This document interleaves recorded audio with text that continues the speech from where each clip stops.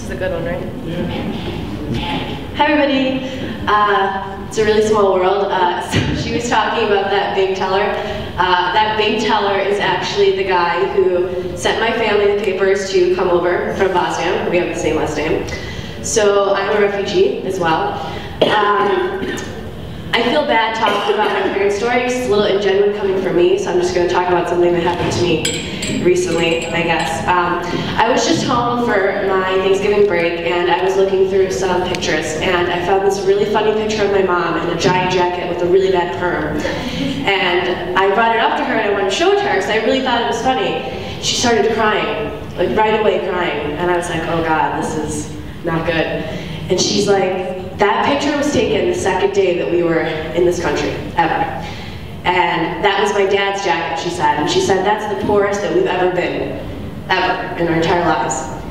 And then she started telling me all these stories about the first house that we lived in that the refugee center set us up in, and how we didn't have any pots or pans, and there was a garage sale across the street, and my mom didn't really know how a garage sale worked or what the difference between a dime and a quarter and a dollar was. So she ended up spending $5 on 2 pots and like a couple of dishware. And an hour later, she said, some woman came and knocked on her door with this huge box of pots and pans and all the supplies for the house. And my mom, like freaking out, thinking that this woman was going to make her like pay for all of this, like shut the door in this woman's face.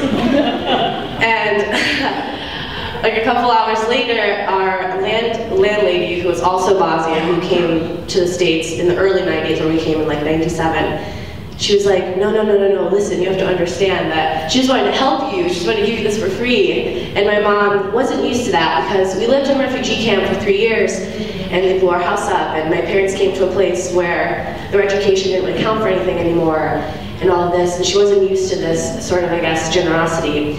So as we grew up, and as I grew up, and my parents like advanced and learned English and got jobs, my parents always stressed the importance of being generous to others. And I've done a lot of work through the refugee center. Some of the students that I tutor are here, and I guess I just want to say to the younger people here and the older people here, it's amazing how so many, especially the Burmese and the Nepali, have done in 3 years. 3 years is not a lot of time to learn English. And for a lot of native English speakers, English is kind of a stupid language, no offense, but it is hard. The rules don't make sense. Do you know how hard it is to teach someone why it's 1 fish, 2 fish, and 1 dog, 2 dogs? It's not easy.